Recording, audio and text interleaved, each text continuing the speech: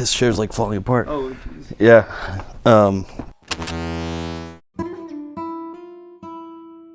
I was in high school, and Melee had always been a big part of my life. Like, I picked it up in 2001 or whenever it came out, and played with my brother, and I was a Fox main in 64, so I kept playing.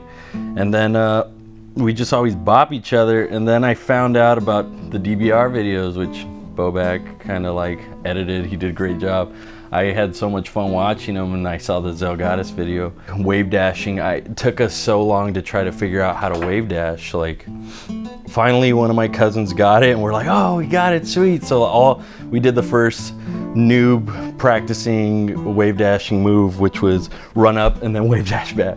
Run up, wave dash back, and we just did that forever. Then lo and behold, I found out about MLG Anaheim 2006. Germ was in my cousin's bracket, Silent Spectre was in my brother's bracket, like I was in Lunin's bracket, some guy named Dave, this crazy fast Falco.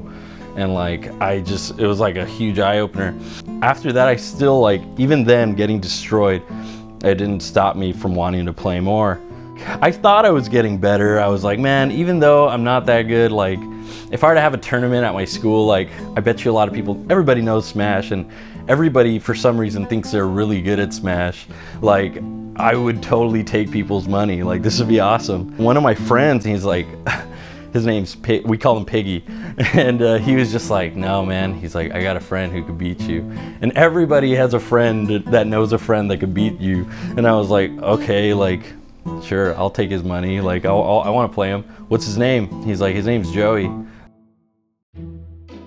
What's his gamer tag? He's like, I think it's Lucky. Finally, like a month later, he's like, come to my house, he's gonna be there. I go and I play the Batman.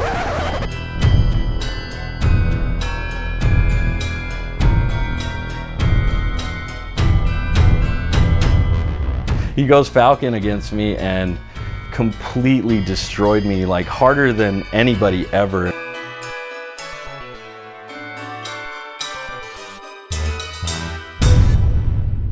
It was sad though, because Joey was like kind of not playing Melee as much. At that moment, Brawl, like a demo of Brawl was just barely out. So like my other friend Piggy was like playing Brawl in the corner, and I could not, like, the limit of Melee, just like the ceiling was uncapped now. Like, I saw how many more things were possible, and I was like, oh man, I'm addicted now. Like, there's no way.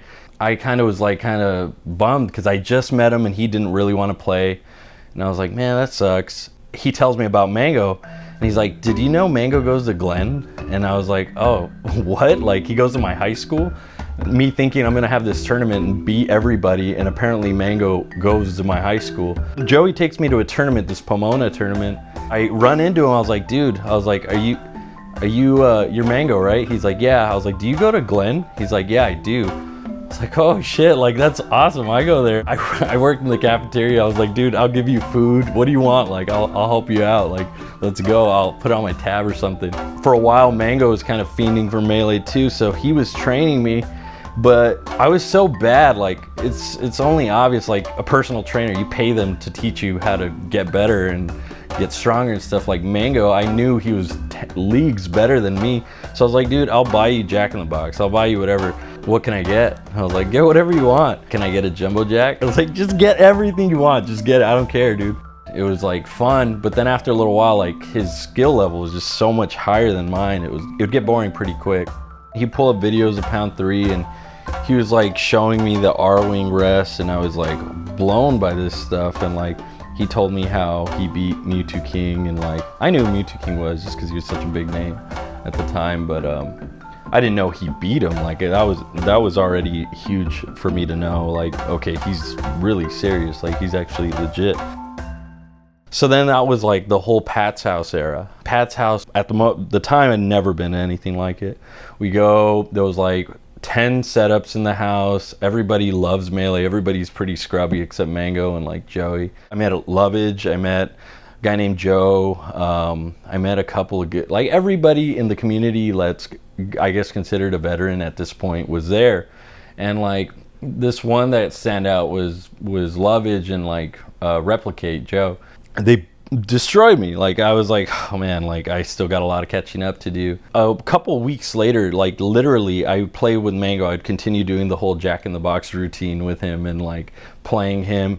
And then he was like, hey, we're gonna have that Smash Fest again. Do you want to go to Pat's house? I was like, yeah, let's go. And this time I was bopping Joe, Replicate, and I was keeping up with Oscar.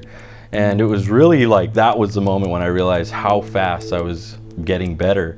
I wouldn't say Mango's like the best teacher, but like you almost have no choice but to get better. After a while, he'll just be like, okay, if you're gonna get better, you gotta stop that crap. Like you can't do that anymore. Stop shielding, or stop rolling so much, or stop spot dodging. So I was like, okay, I gotta stop. So then I make a little mental note and I'd stop doing that.